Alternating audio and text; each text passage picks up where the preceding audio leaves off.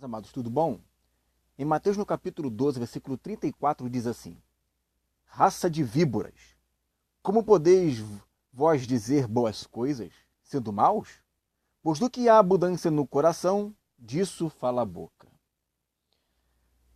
Há uma coisa muito interessante na vida do cristão, que são os frutos.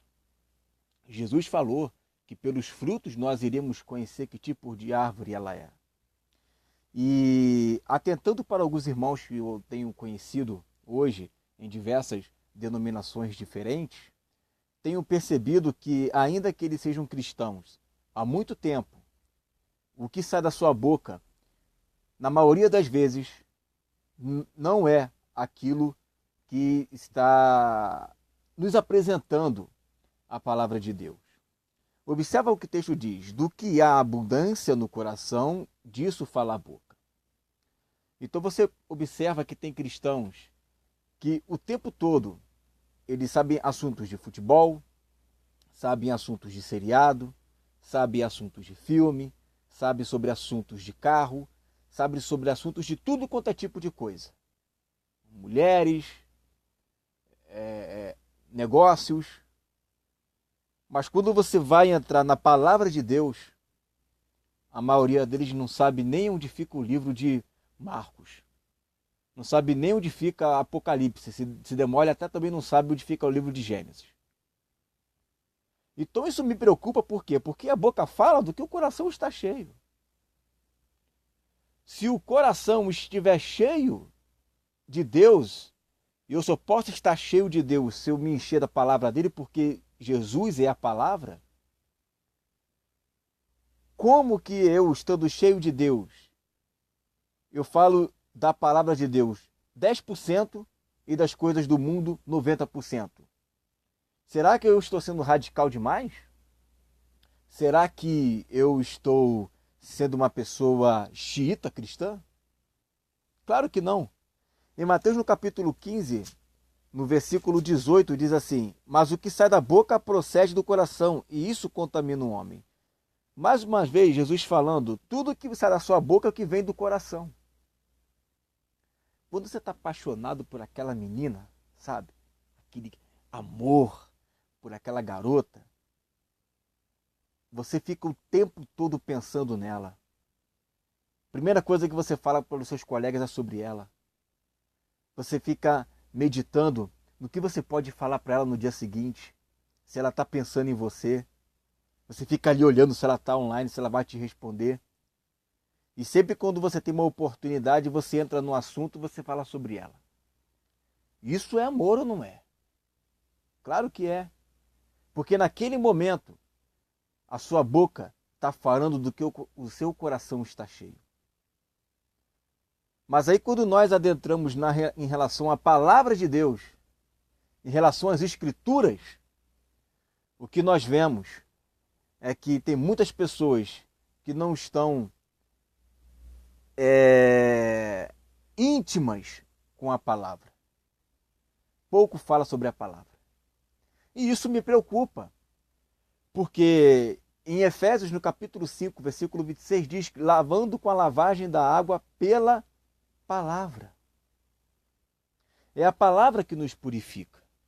É a palavra que nos amadurece. É a palavra que nos dá fé. É a palavra que nos sustenta, que nos faz vencer as tentações. Eu não estou negando e nem estou duvidando do amor dessas pessoas a Jesus Cristo. Porque se você perguntar para elas se elas são cristãs, elas vão dizer que são cristãs, que frequentam os cultos, que oram.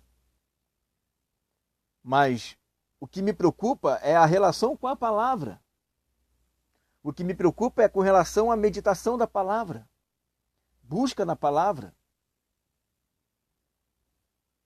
E a gente vê muitos evangelistas na igreja, vemos até pastores na igreja, mas nós não vemos mestres na igreja que fomentam esse sentimento de amor à palavra de Deus. E isso me preocupa, irmãos. Me preocupa por quê?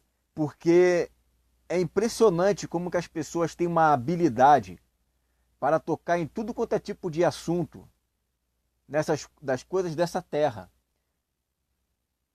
E quando é para falar das coisas de Deus, a única coisa que eles têm para dizer é testemunho da sua vida. E que tem o seu valor, e é muito importante. Você ganha muitas almas, inclusive as suas experiências com Deus. Como eu também tenho, como você também tem. Isso tem o seu valor. Mas manejar a palavra de Deus, isso é de suma importância. Porque Jesus venceu Satanás no deserto, em Mateus capítulo 4, foi pela palavra. Está escrito, está escrito, está escrito. A palavra em nós é que nos faz vencer o mundo. João falou isso. O que nos fortalece, o que nos torna forte é a palavra. Então eu quero incentivar você, principalmente você que já está na igreja, ó, maior tempão, que não sabe citar 2 textos da Bíblia. Salmo 23, o Senhor meu pastor não lhe faltará, né? Porque Deus amou o mundo de tal maneira, esses textos chaves, mas o estudar, o debruçar, o amar a palavra, e eu não estou dizendo que você tem que ser um mestre da palavra, não é mestre da palavra, mas, gente, a boca fala do que o coração está cheio. Se você senta na roda de amigos para conversar e a palavra não é discutida ali em um determinado momento, porque você também não vai ficar o tempo todo falando de palavra. Tem coisas que nós devemos também conversar, dialogar, afinal de contas estamos inseridos nesse mundo. Mas quando esse assunto não entra em pauta, é uma beliscadinha só de vez em quando, isso me preocupa. Me preocupa por quê? Porque a impressão que dá é que não há um interesse. Porque a comunhão com o Pai, com o Filho e com os irmãos está relacionada à palavra, irmãos. Vamos buscar a conhecer a Deus mediante as Escrituras, mediante a palavra. É por isso que o Salmo 119, versículo 97 diz: ó, como eu amo a sua lei, ela é minha meditação de dia e de noite. Tem algumas pessoas que me perguntam como é que você consegue decorar tanto texto assim. Sabe por que eu consigo decorar tanto texto? Porque eu tenho uma grande dificuldade de decorar nome, de decorar algumas coisas. Eu tenho essa dificuldade.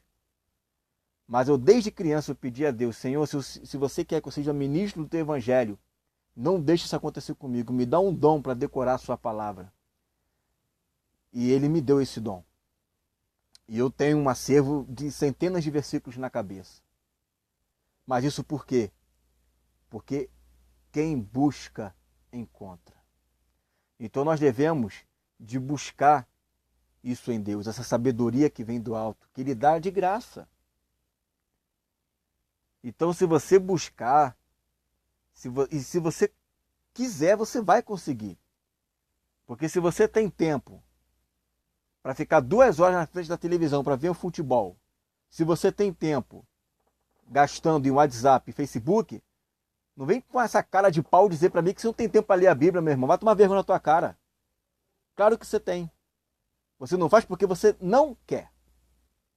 Então dobra o seu joelhinho, dedica um tempo para a meditação da palavra e você vai ver que experiência maravilhosa Deus vai te dar. Porque a comunhão com Ele é mediante a palavra. Você fala com Ele e por intermédio da palavra Ele fala com você. Você não precisa deixar de estudar, você não precisa deixar de trabalhar, você não precisa deixar de ter o seu entretenimento, você não precisa deixar de se socializar com os irmãos e com outras pessoas. Agora, o que você não pode deixar de fazer é de meditar na palavra e priorizar o reino de Deus.